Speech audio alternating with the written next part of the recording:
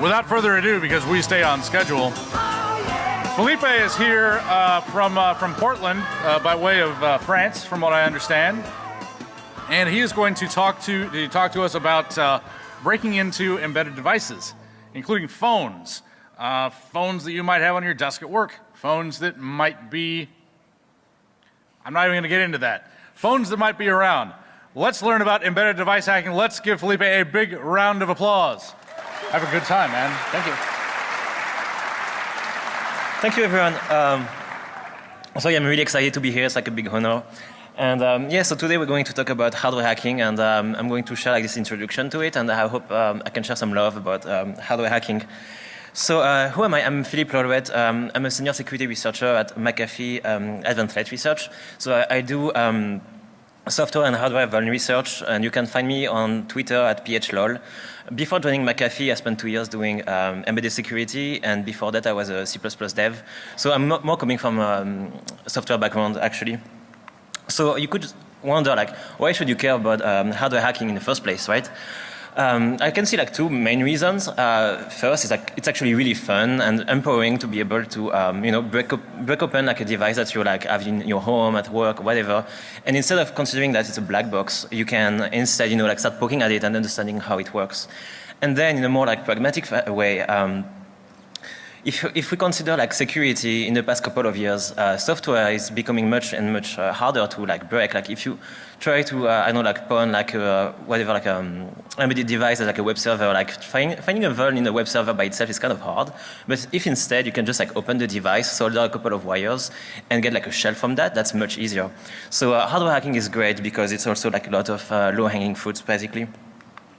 So today we're going to talk about Avaya phones, and especially like the phone picture on the right side of the slide is a 9611G model. So Avaya is like one of the biggest VoIP solution provider. You can find them like all over the place. It covers like 90% of the Fortune 100 company, and I think that specific model of phone started in 2006 and is going to be end of life like at the end of the year or something.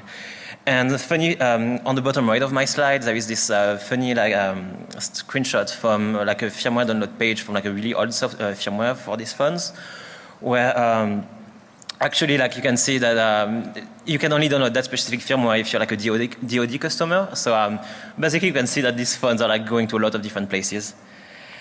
So regarding prior art, in hardware hacking, there's like a lot of information nowadays on the internet. Like you can find a lot of blog posts, tutorials. There's like the hardware hacking village that you all go and check out. CTF as well, where you can like practice like kind of like the software side of stuff. And on my slides, I like a bunch of links at the end, so you can like download the slides at later time. And also those slides, I've like the one I've uploaded, I have like more text on them, so it's like more like standalone. So you can read more. And yeah, Red Balloon Security found like two RCs in the same phone, something like 5 years ago or something. And they had like a talk at RSA called Stepping Stones that I would also recommend to check out online. So for the next 40 minutes, so I'm going to talk about hardware hacking and use that phone as a base to like support that conversation. And basically the idea of like the whole situation is like 12 years ago maybe, Avaya forked some open source code, and they never applied security patches to that. And it turns out that like me, by poking at the device, I found that, and it was like remained like unnoticed for like 10 years, that there were like actually like a CVE that got released like 10 years ago for DEF CON. So I'm going to talk about how I found that, like that it was like some stupid like vulnerable code inside the firmware. But more interesting, I think, is talking about the whole process, you know, like how I did it, and why I did what I did it, why I did stuff I did when I did it. You know, like basically like sharing the process, so that, and you know, also like sharing, you know, what if the stuff I tried didn't work, or also like share like stuff that didn't work, because you know what works for one device might not work for another, and having just like that mental model of what you can do and what you cannot helps you a lot approaching like any kind of device. And that's, I really think, why I want people to take away from that talk is more like learning the process so that you can check out like whatever device you have. And yeah, I would want to like insist that if I can do it, I think everyone in this room can do it as well. As I said, I'm more from like software background, and the hardware hacking is still like, you know, like little scary, little foreign to me, but it's, in the end, it's really not that hard if you have like a good process and work with patience. So how did that whole project start? To be honest, I was working at work, and there were all these cubicles, and on every desk I see this phone standing on the desk. I'm like, wait a minute, these phones run Linux, they have network access, they have mics and stuff. It's like, how secure is that? You wonder what's up with it? Did people consider the security of those? So the first step, before even I start stealing my coworker's phone and breaking it apart, you can, and that's the general step, is you can check out the FCC website. Usually any device that has Wi-Fi or Bluetooth has to be on the FCC website for compliance reason. So that's what I found. That's not my phone. That's a other model of same brand basically, and really close. So you see all these cool pictures, but more interesting is the inside of the phone. So we can enhance it, and on the left side in red, I've highlighted this random debug connector. I don't know what it is, but that's interesting to see that's there. And on the right side, there is that in purple, there is that flash memory. So that's usually where the file system of the phone is going to be stored. And the whole point of that is just to get an idea of what to expect, before even approaching a real target, burying hardware and stuff, so that you know if it's going to be an easy target or a hard target. If everything was covered in black epoxy, that would be harder. So another important step is getting online material, marketing brochure, so you have an idea of what are the phone capabilities and the ecosystem surrounding it, so that you have an idea of the attack surface. And you can also find user manuals and stuff. And for instance, I found that one that was pretty cool. It's a user our advanced user manual that says, oh, if you want a serial connection to the phone, you need that funky box. And which is interesting. It tells us that you can find a serial connection, and you may have some special hardware for that, but we're going to see that in a bit. And after that, you also want to check forums, and so that you can find what power users are doing. For instance, I found the default password for the phone debug interface, because system admin are talking about that online. And if you're lucky, you can also download the firmware of an idea of what's up there, and I will cover that in a minute. Okay, so what do we do now? Now we have an idea of what it might look inside. This is a hardware hacking talk, so we're going to avoid warranties, and so the point is you open the phone first. And the trick is usually you always expect to find the same stuff inside, and if you look at the labels of the components, you will see, and you Google that, you will find out what it is. So for instance, that's my phone, and you can see in the center the CPU, above it the RAM, in a lavender-ish color, some unpopulated header that I marked with a question mark. I think the same header as the one we were seeing in the picture before, and it might be JTAG. I did not have to use it, so I don't know actually. In purple, we have the EEPROM, so that's would hold some settings and stuff.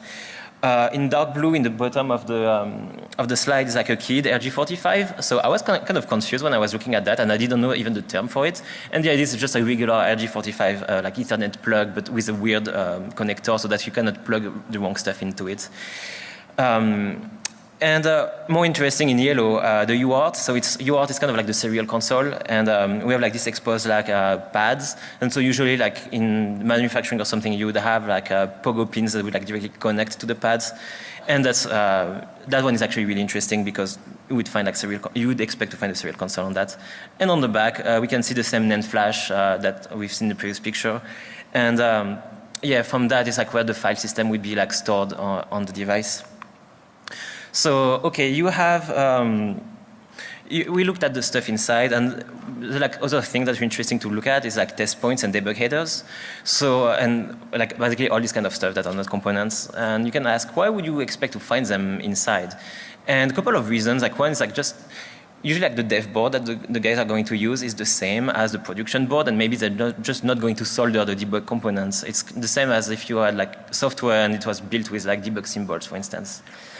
And also part of the manufacturing process, this test points and stuff might be used for flashing the device or making sure that it's flashed properly. And sometimes something died on in the real world, and they want to do a post-mortem to understand what happened, and that's useful as well. So what kind of stuff you want to look for in that situation? You want to look at UART that we looking at before, JTAG that I'm going to cover like in a minute. And then like you can also have like random test points that are chilling there like all over the table, all over the board. And there might be like lone test points that like label like TP1, TP2, whatever. And sometimes that might be like not interesting to you, but sometimes you can find interesting stuff like you might find that like, oh, if you short like TP64 with ground, it's going to reset the device, which might be actually useful in some extent. So looking at UART, so as I said, it's for like serial connection. And it comes in like 3 or 4 pins. The 3 pins would be ground, transmit, and receive. And the 4th pin would be like VCC, so 3 volt, 5 volt, whatever. And usually you don't care about that one. You don't even want to plug it. You don't have to. And might, yeah. And the trick to know is the serial console sends data at different speed, and there are only like a couple of, it's called like baud rate, and there's only like a few common baud rate values. So if you try to plug your system into the UART and you just see gibberish on screen, probably the reason is you just have the baud rate wrong, and you could just like try to cycle through like all the possible one, and you would find something eventually, I think. JTAG is another one that's interesting. So that's for like hardware debugging, and with that you could like debug the CPU usually and execute like instruction by instruction and whatnot. And they come in many different shapes, number of pins and whatnot. So some example like on the bottom of the slide. But actually only a couple of wires are interesting, and at the end of the slides I have like link to like a Senrio article about like understanding JTAG better. But basically, like if you look on the top right side of my slides, there is like a dev board, and there's like a nice JTAG connector like plugged there. And on the other hand, like on the bottom right, it's like some random device I was looking at, which you can see there should be a JTAG, but it's never been soldered on, and so I had to solder directly onto that stuff. And the trick to remember here, if you kind of like solder your own connector, is you actually may have to add like extra resistors called like pull up and pull down resistors that connects like 1 pin to ground or 1 pin to like VCC. And the point of that is, actually I don't know the point of that, but the reason is like if you don't have them, it might not work well, or it's work most of the time, it's going to be glitchy. So and if you follow the instruction from like, for instance, like a ARM as specification for like what resistor you need, so you might skip them, but then you might waste time like understanding why it's weirdly like fucked up sometimes. So I would recommend like remember the pull up and pull down resistors. So that's just a random board that my coworker was looking at, just to show you that what I said is actually fairly generic. On the left side we have like UART. On the right side there are like some JTAG connectors. Up there is the upright, there is like the main CPU, whatever, that's under like a shield, and usually you do that for preventing interferences, so it's like a Wi-Fi module, so that's why. And the cool thing to know is usually the shield is grounded, so like if you're looking for the ground on your thing, like either the shield on that kind of stuff or like the casing around the Ethernet port or whatever is also actually like fairly useful. So now that we learn how to look into stuff, we need to know what hardware you need for interfacing with what's inside. So I'm going to present like a bunch of cool hacking toolset that's important. So the first one, you may want this pin or like the stickers. I don't know if you're familiar with that, but actually like what's really important is like safety. So don't work with stuff that's plugged in the wall. Remember to unplug stuff. Work in like well-ventilated room. It's important. And yeah, just don't be stupid when you're like messing with hardware. But yeah. So next, picture from the lab. I'm holding soldering irons. You can usually switch tip for like if you're like large tip for like big soldering and tiny ones for small soldering. I have a microscope, so that's really useful for doing tiny soldering. And the trick is I tend to drink a lot of coffee and I shake, so I was thinking like I couldn't do that. But actually if you're careful, and the trick is like really like try to when you're soldering, like try to hold your arm like straight and well grounded. And under the microscope you can actually do a lot of stuff that's you shouldn't think you wouldn't be able to, you would think you shouldn't be able to do it, but you actually can. Sorry. Top right side, it's what I actually use for doing tiny soldering, and it's like top right is like flux, so it's kind of magic gooey substance that you put on pins to when you're soldering surface mount or pads, so that it works really well. So never forget flux. Bottom is like in the same size like copper wires, like enameled wire that you use usually for making coils, for like radio or whatever. And the trick is like the wire is actually coated in varnish, so it doesn't short. And you can use that to do like really tiny point-to-point like soldering, and that's actually really useful. And just next to it, you have like some desoldering wick. So like the idea is if you put too much solder and you fuck it up, you can put the wick on top of the solder blob that you messed up with, and you put the soldering iron on top of that. It's going to get really hot, so you want to hold it through like the plastic casing, and it's going to absorb all the like extra solder, and you can clean up your stuff. And then I put like a picture of like some random like jumper wires that are usually always useful to have. And on the bottom right, I have like that crazy heat gun, which is like $60 at Home Depot. It's meant to like help paint dry or something, I'm not sure, but it's actually really useful for if you're on the chip, if you want to remove components by just like hitting them and pulling them off. So more cool hardware, that's a multimeter. If you're not familiar with that, you use it for finding voltage of chip. You don't know like what's the actual voltage, so the black goes to ground, and with the red, with the right probe, you start like poking around to measure the voltage. And the other really cool stuff is you can set it in continuity mode, and when you have like connection between the two probes, it beeps. So if you do like a crappy soldering job, as I was describing just before, you can make sure that you actually did a proper job where like everything is connected the way you think by making sure that both like when you probe like both sides, it actually beeps. And that's actually a fairly useful tool. The other one is, this is a logic analyzer. The name is like a Sally, that's a brand. And the idea is the same as in software, you have like ways of communicating between process. Like in hardware, you have like ways of communicating between chips or the CPU and the chip. And it's like a lot of different standards, different ways of doing stuff. But the logic analyzer like know a lot of them, and is going to convert like a bunch of signals that's going onto wires into actual data. And that's actually really useful. That would be your eyes, like when you're doing debugging, And that's like a snapshot of like some SPI communication, which SPI is just some random protocol. That's like an FTDI cable, also come in many, or serial cable, it comes in many different shapes and stuff. And the idea is just like when you want to do like UART, you plug that into your laptop and you connect the other side to like the UART port, and you get like a console, it shows up at a serial port. And as an example, I have on the bottom right, like a Raspberry Pi, you can actually get a serial console, and you don't need like HDMI cable or anything to interface with that. The Bus Pirate, other like cool device. It does, it's kind of dependent of the hardware hacking, the Sally, the logic analyzer. So instead of absorbing data, it's like send data, so it speaks a bunch of different protocol, and you can use Python to program it. So it's extremely useful if you want to like read Flash, program microcontrollers, and that kind of stuff. More cool stuff like I was talking about JTAG. That's the JTAG debuggers that's why you would plug actually like the JTAG port on. They come in many different like price range and whatnot. So on the bottom right is a fly swatter. It's like for like $30, I think, and it works okay. And above it's like a J-Link, which is more fancy. And the idea is like the more expensive the stuff is, probably the more reliable it is, and it comes with like better software and whatnot. And on the bottom right, the pink board is a JTAGulator that Joe Grant, the same guy who made like those badges, made, and it's really awesome. So if you have like that board, you don't know what it is, and there's like a bunch of test points, and you're like, I bet there is some JTAG somewhere in it, but you don't know where. You can just wire like all the test points to the JTAGulator, and it's going to brute force like and try to find everything. So it's really cool.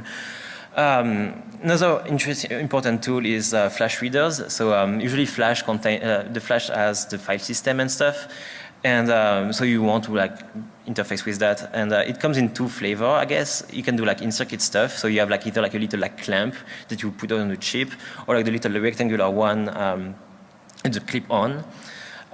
So like the Raspberry Pi is a good one for that, and on the top right is like a FlashCat, just like useful for the rectangular one. But you can also like choose to like actually desolder the chip, and in that case you would have like some like little like socket adapter, so you can clip the chip on and then you plug it into your FlashCat or whatever, and it's going to read it. And I will cover like why it's important like both in a minute. And finally, it's kind of the last hope. So let's say your Flash is encrypted, there is no UART, there is no firmware. So you can try to do like the more crazy stuff like fault injection and side channel attack. So that's a chip whisperer, so like more like a kind of hard, more badass device. And the idea with that is you can do stuff like you wire it and to the CPU, and you're going to drop the power on the CPU for like a split second, and it's going to like mess up some instruction, and you can bypass checks and stuff. That's what people use for like gaming console hacking and that kind of stuff. So what do we do now? That we have an idea of what's inside the phone and the tools we can use. So there's like, I think 3 potential tracks. One is messing with the UART, so the serial console. Another one is messing with the flash and trying to recover the firmware or something. And then maybe you can just download the firmware online. And the 3 are like valid approach. And sometimes it's good to just go from one to another to another. And whenever you find like some hurdle, you can like go from one to another. So I went for the UART first, and that's what I'm greeted at by when I connect my FTDI cable to the UART port that I was showing before. So we can see like on the left side the console thing. It's like ... Usually when you see that, you can press space or escape, and it's going to interrupt the booting process of the phone. And in that situation, but somehow here it didn't work, and I will cover that why in a minute. And on the top right side of the slide, we can see like it read something from the EEPROM, and it decided to set the console to dev null. So you don't want console to be dev null because that goes nowhere, but that's interesting to know that there is some potential there. And finally, it says like booting Linux, so it confirms that it's a Linux board, but then there is nothing more after that. So that's some good thing, bad things. So the problems are like nothing shows up after like the Linux has booted, probably because of the dev null situation. And when I press key, it's not working, and I'm going to like come up with like why that happened. So at that point I was stuck. I was like, okay, I cannot go anywhere, so I'm going to try to recover the firmware to try to understand what's up with that. Multiple ways of recovering firmwares. It's like an easy way, like you can download it online, and actually that worked. There is like some cool snapshot of that. Sometimes it's encrypted. On our case, it wasn't. But yeah, so you can also try to sniff a firmware update. That's really useful for IoT devices in general, and you can use the network tab, which is like the thing pictured on the top right of the slide. Or you can mirror your port on your switch or whatever. The problem with all of that is oftentimes the firmware update is going to do over like HTTPS, or it might be, and in this case you're like stuck. And then you want to go for like a more like hardware hacking stuff, or like you're going to dump a flash, for instance. And there's like even more advanced technique that I will briefly like talk about. So how do you dump a flash? There is 2 ways, as I was mentioning just before. You can do in-circuit programming and out of circuit. So in-circuit is cool because you don't have to, like remove stuff, break stuff. But there are a couple of issues with that. The main idea is to read the flash, you need to power the flash. And if it's like still plugged into the whole system, when you're like Raspberry Pi, for instance, going to try to read the flash, it's going to try to power like everything else that's connected to the same like bus line, power line. And either your Raspberry Pi is not strong enough to power like a VoIP phone, which you would expect. And in that case, but it's just not going to work. Or maybe your Raspberry Pi is really strong and it's going to do it. But then the problem is the CPU start booting and it's going to talk with the flash, and that's going also to mess up your stuff. So in that situation, you have like 2 choices usually. Either you can try to like lift up the pin, the power pin, so that it doesn't happen. Or you can kind of go a little more like YOLO approach, where you want to keep the CPU in reset. So I've been successful with that many times, where I just like start like trying to ground like random test points or stuff on the board, praying that it's not going to fry anything. And usually at some points, like I'm going to notice that, okay, when I do that, the phone like light up but doesn't boot. That's good. And maybe better ways, you can desolder the chip with like the big like heat gun and whatnot. You have to be careful though, because if you like pull it too hard, you might like bend pins, and that's going to be like useless. But a good trick to know is like you can make a little like tinfoil hat or whatever like around the chip, so that like when you're heating up the chip, like the stuff around it doesn't like get too hot, so you don't accidentally like knock off like some like tiny like components that would be like a pain in the butt to put back. And bottom right is like I thought I would have to do that on the phone, so I wanted to practice first, and I just took like some random USB thumb drive and I tried. And actually that worked really nice. But the trick is to remember like also put some flux because it helps. And yeah, just don't be careful with when you pull it off. A few other tricks that actually didn't work on this one, but are good to know. U-boot is the most common bootloader, not used here, but you would find that on pretty much every other device. And the idea is you can also interrupt the boot process of that and ask nicely U-boot, hey, can you load the flash in memory?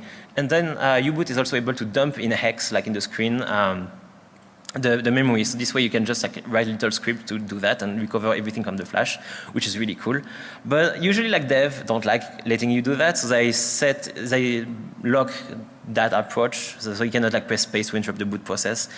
But there is a trick that I also call like the YOLO approach, where instead, when the idea is like U-boot is going to load from the flash, like the Linux kernel or something.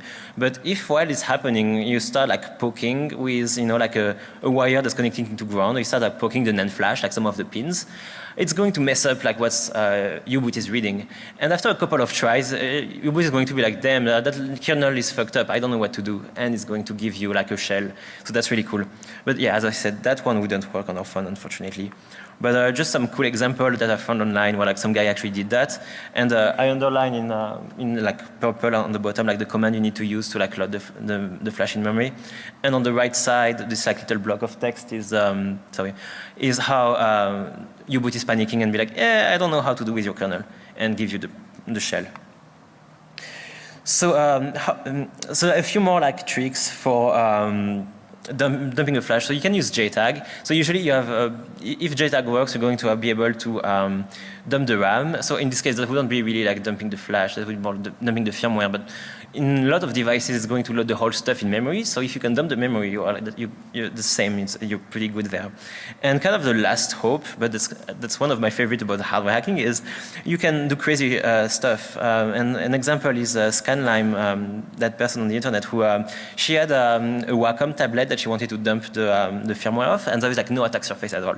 But she realized that like it was like USB stuff. So when you plug your USB onto the laptop, there is some USB exchange that I don't know anything of, but it sends like USB descriptor, and if you glitch the CPU just at that time, it's going to like miss like a boundary check, and it's going to send way more data. And with that, she was able to recover like the full flash, full memory or something.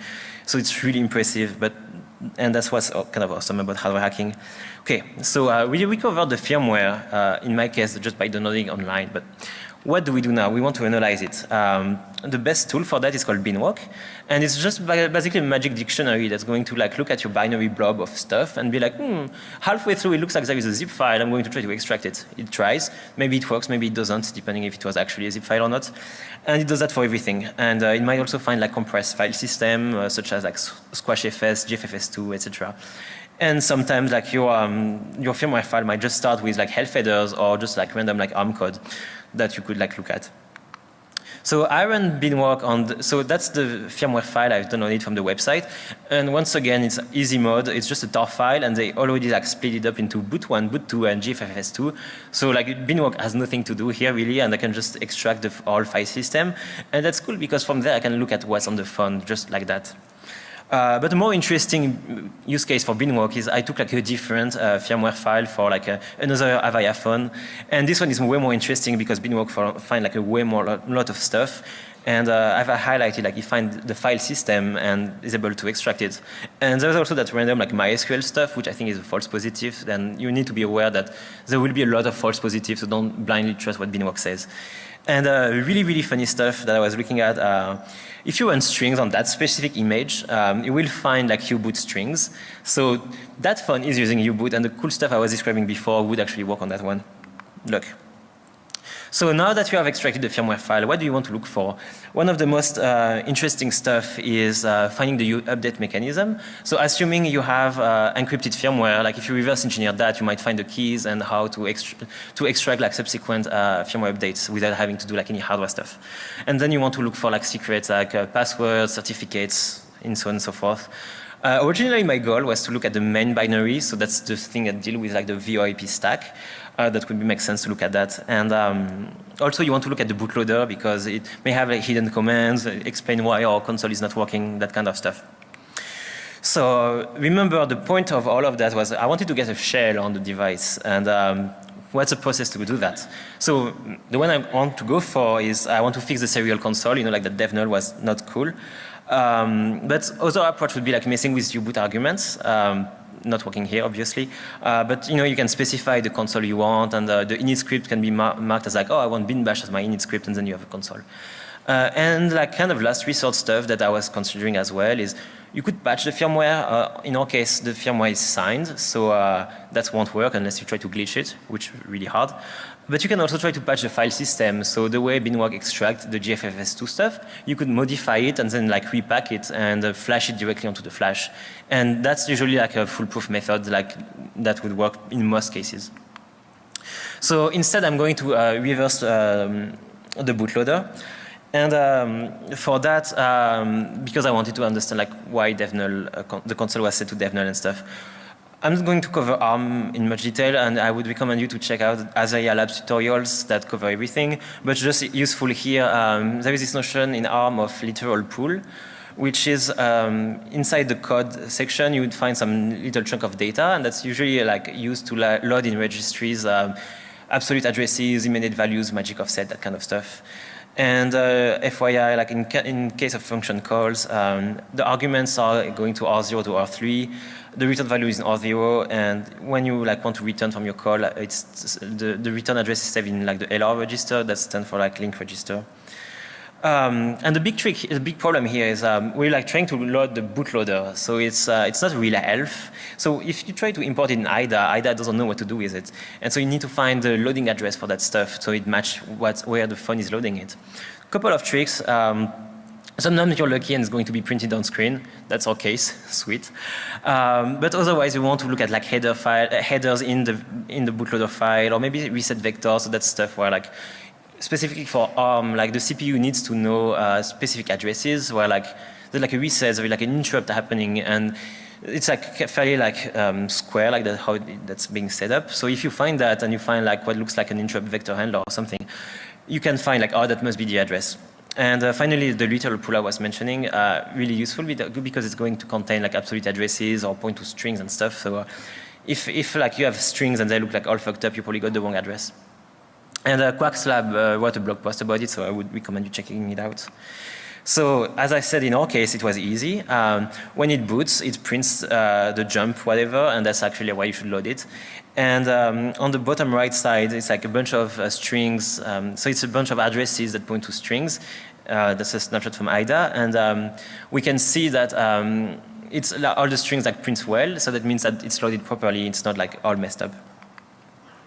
Okay, so now that we have the bootloader and we can like work it with IDA, we want to search for strings. We were looking at, like that sentence, like EEPROM read successful, whatever.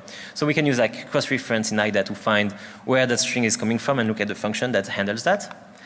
And yeah, just as a FYI about like EEPROM and SPI. So the EEPROM that's on the board is called a SPI EEPROM, and SPI is just one of those protocols I was mentioning before.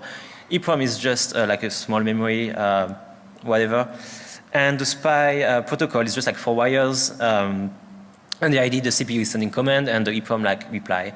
And that's a dump from like using the logic analyzer to have a look at what it would look like in real life. That's the data sheet of the EEPROM that you can find online if you Google the label on it. The cool thing is in bottom left of the slide, it tells you like the pinout, so you know how to connect stuff to it. And on the right side of the slide, it tells you which opcodes are for like the SPI command you would send. Like for instance, if you send 3, it's going to be a read. If you send 2, it's going to be a write. So that's something useful to know, right? Oops, sorry. Back to the IDA and the bootloader, we can see the strings we were like looking for. And something extremely promising is we can see the console set to devnull, but above that there's like 2 other options, and it's actually saying like, oh, setting console to like UART 0 or UART 1. So we want these ones to be printed. That's a function that actually does print that string.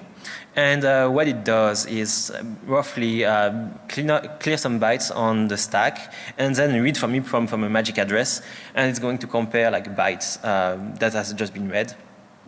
And if we have the good value, it's going to actually print on the console, setting the console for DFTTY AM0. So we want that to happen. And something you can ask me is like, well, how did you find that read EEPROM function, And there are like multiple ways of doing that. The easy way that I've highlighted in green in that screenshot is on the bottom right, we can see some like logging that says, oh, EEPROM read fails. So I know that function is responsible for reading EEPROM. But maybe the firmware you're going to look at is not as verbose.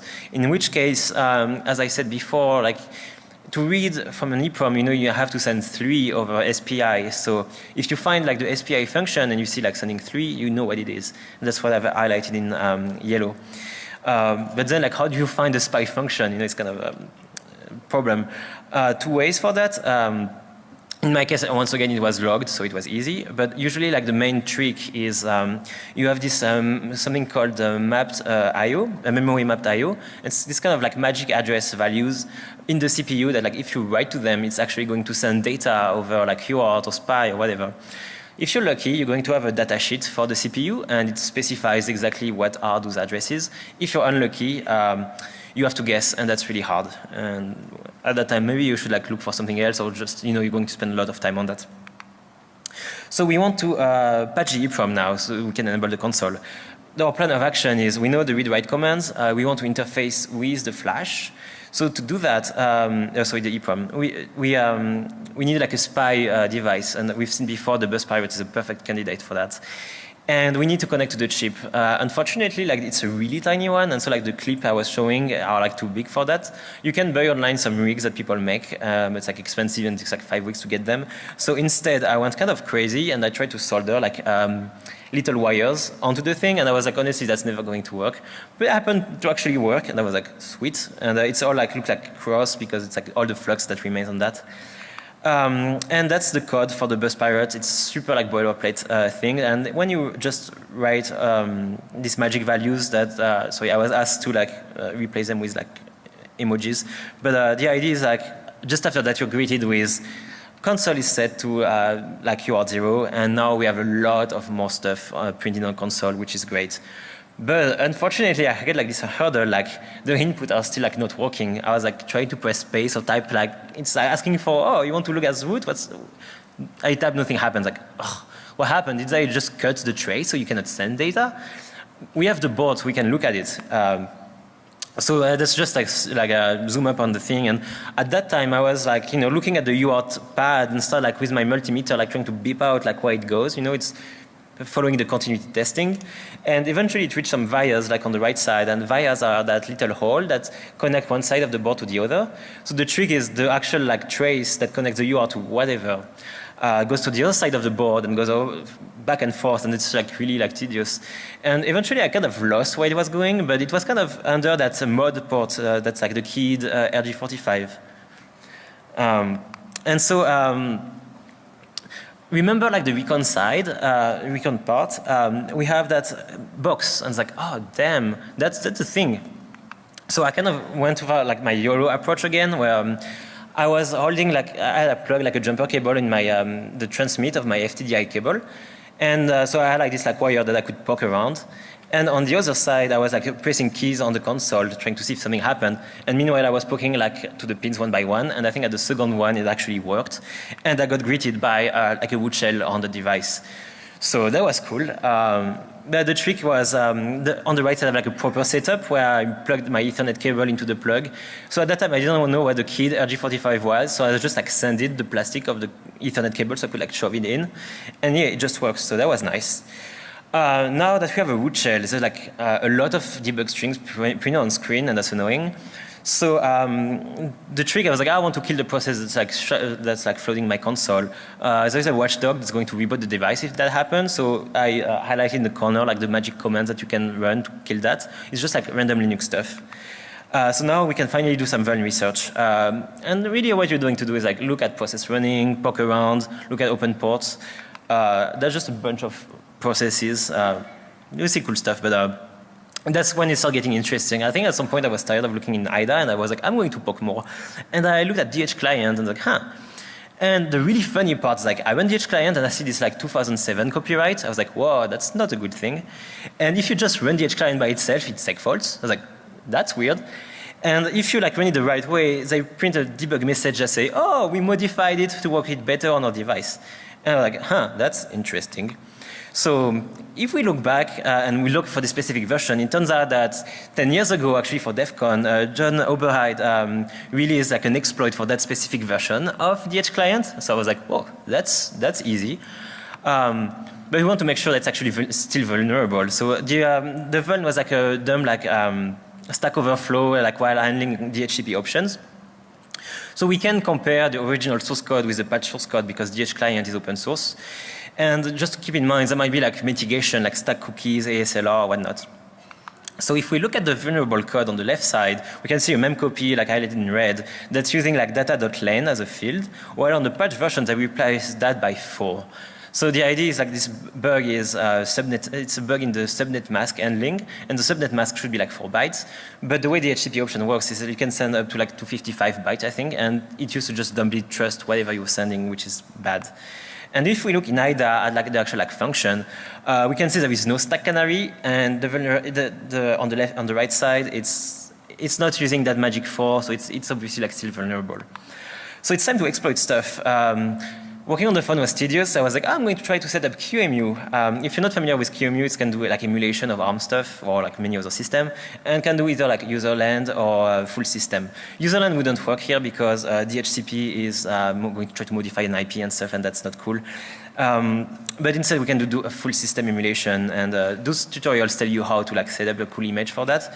And we just want to set up the network properly because we want to interfere with DHCP, and naturally, the QEMU stack would give you a DHCP for yourself, so you have to stay like, don't do that. And yeah.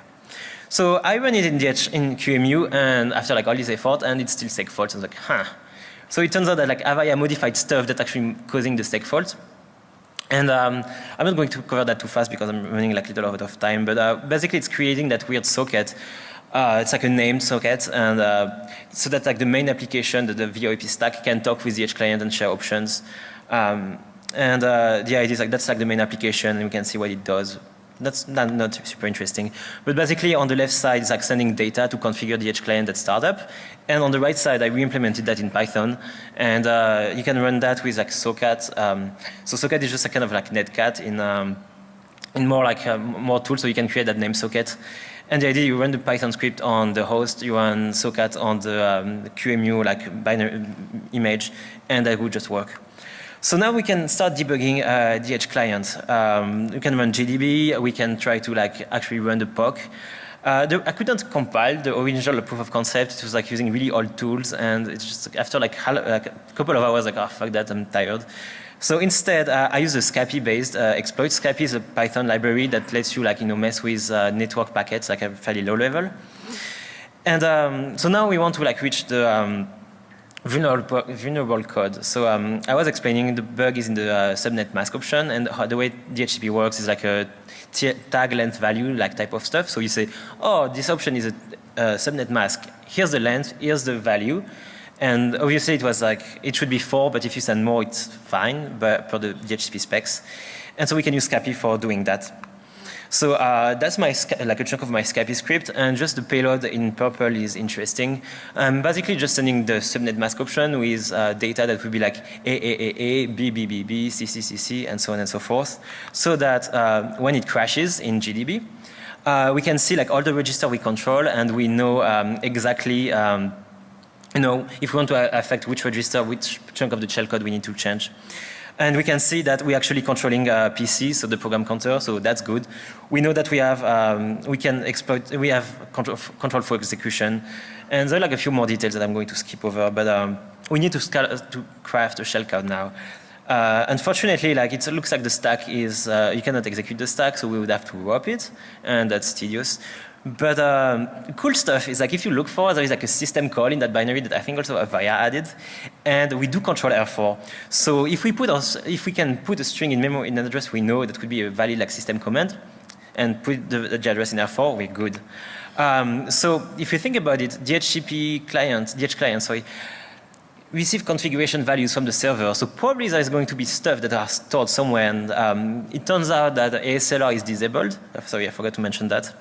But then the idea is like I start sending like AAAs as like a bunch of options and look at memory to see if I could find that string somewhere. And eventually the domain option was a good one. And so now I can show you a cool demo that's what happened when you actually run the whole stuff. So on the left side we have the phone that's booting. Can I do it? The phone is booting, and the window, the terminal window is like on the left side is a ROG DHCP client running our payload, and on the right side is it's a web server that will provide like a post-exploitation kind of stuff. So we can see the packet is running. To make sure it works, I was catting dev random on the screen, so that's why it looks like a noise. it's fetching data from the web server, and I don't know if you can see, but it's loading like steve.data. FYI, like Steve is actually my boss. That's him. And just then, I'm still like I don't know if there's sound, but I'm exfiltrating audio from the main speaker, and you can see it in VLC that when I'm speaking and clapping my hands, it's actually like reading the audio on the attacker laptop. So that's pretty scary because you can turn your phone into listening device. Thank you.